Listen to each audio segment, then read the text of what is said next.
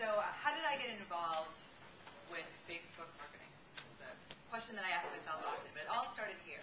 This is 2 years ago. I was here in this natal shop in Hong Kong, which is where I'm from, visiting my grandmother. And a couple things happened to me that were really important at this natal shop.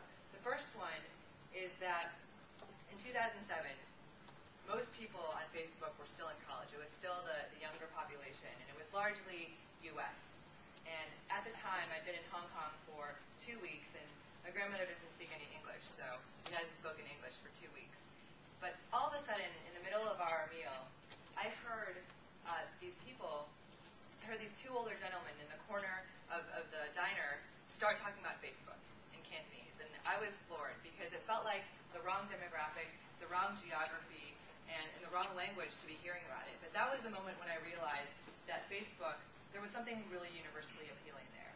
That it was more than just a technology, and more than just a business model, as I know all of us here know, but actually a socio-cultural phenomenon. It's changing the way that people relate to each other, interact with one another, and behave toward each other, as well as toward companies and toward brands, and towards applications like yours. That was realization number one. Realization number two was that I don't know a ton of people in Hong Kong. I left when I was 4, so I don't have a lot of friends from when I was there. But the way that I stayed connected with all of my friends and contacts here in the U.S. and around the world while I was in Hong Kong was through Facebook. And so I began to realize, and I was working at Salesforce at the time, so thinking a lot about CRM and what it means to have customer relationships across sales and marketing and post-sales customer support and referrals, and realize that Facebook and as Jeremiah pointed out, Twitter has become the new CRM. It's the way that us as individuals, people like you and me, it's how we manage our contacts across our personal and professional lives. And those two concepts I had realizations about in this diner. And I realized that CRM will never be the same. And so I came back to San Francisco the following week, and I attended the first F8 conference where they unveiled the Facebook platform. And while I was really impressed by iLike and Slide and all these applications that we've all known to come and love on the Facebook platform, working at Salesforce, I was very focused on business and sales and marketing. And I wondered why there weren't any business applications on Facebook. So I worked with a friend of mine, Todd Perry, who is an engineer at Facebook, and as a weekend project, the two of us developed Face Connector. It's originally called Faceforce, and what this application does is it combines Facebook with Salesforce CRM.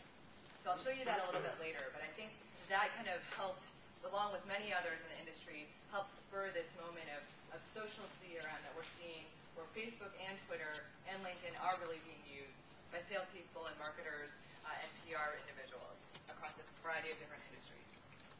So welcome to what I call the Facebook era. That happens to be the title of my book, and certainly I know that Facebook is the largest one out there. I know all of you know that, but it's not the only one. But on Facebook alone, and I know I'm preaching to the choir here, there's 250 million active users who spend an incredible amount of time each day on the site.